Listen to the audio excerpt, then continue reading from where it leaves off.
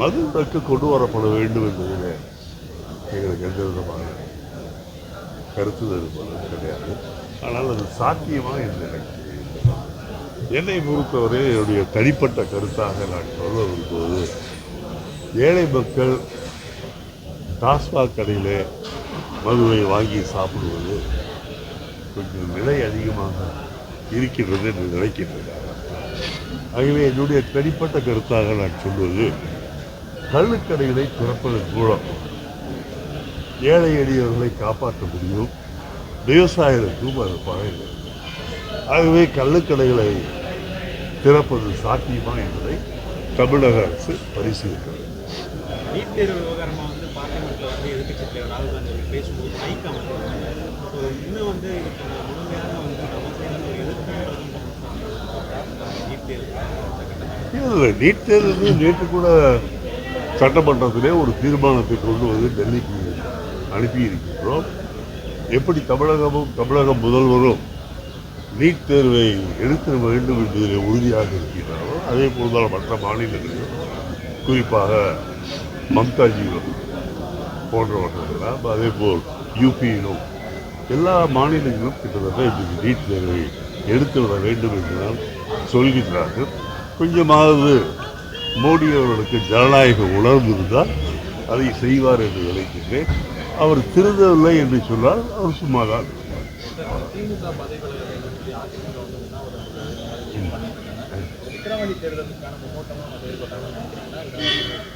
இல்லை, அவர்களை பொறுத்தவரையில் சட்டசபையில் அவர்களுக்கு பேசுவதற்கு வாய்ப்பு தருகின்றார்கள்.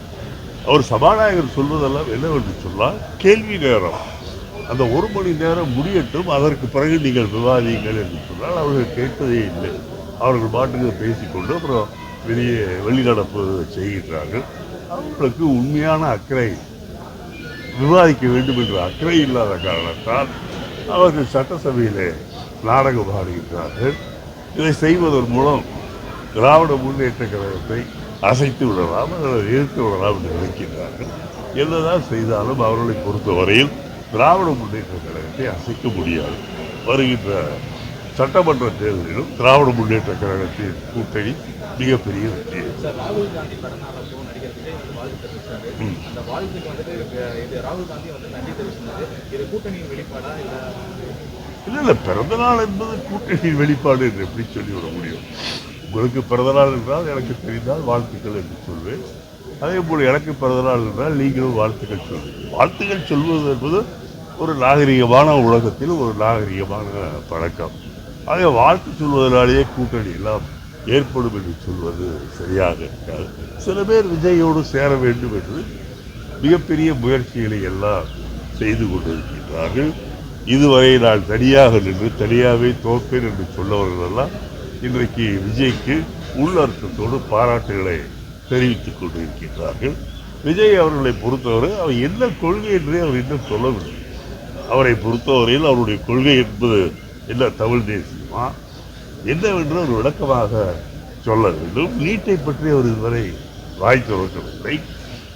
இந்த மது சம்பந்தமாக மரணங்கள் ஏற்பட்டதை அவரை பார்த்ததோடு சரி, அதை பற்றியும் அவர் கருத்து சொல்லவில்லை. ஆகவே விஜய் அவர்கள் அரசியலுக்கு வருவாரா இல்லையா என்பது என்னால் சரியாக சொல்ல. வயநாடு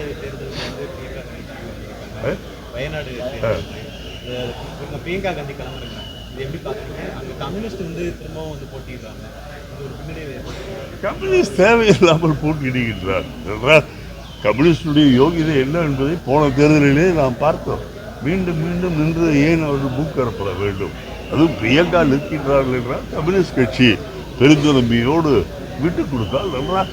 போட்டியிட்டாலும் கூட அங்கே எங்களுடைய பிரியங்கா காந்தி அவர்கள் கிட்டத்தட்ட 4 லட்சம் வாக்குகள் வித்தியாசத்தில் கண்டிப்பாக வெற்றி பெறுவார். பாதகம் செய்பவரை கண்டால் நாம் பயங்கொள்ளலாகாது பாப்பா, மோதி மிதித்து விடு பாப்பா, அவர் முகத்தில் உமிழ்ந்து விடு பாப்பா. அண்மை செய்திகளை உடனுக்குடன் தெரிந்து கொள்ள இணைந்திருங்கள் இயம்நாடு தொலைக்காட்சியுடன்.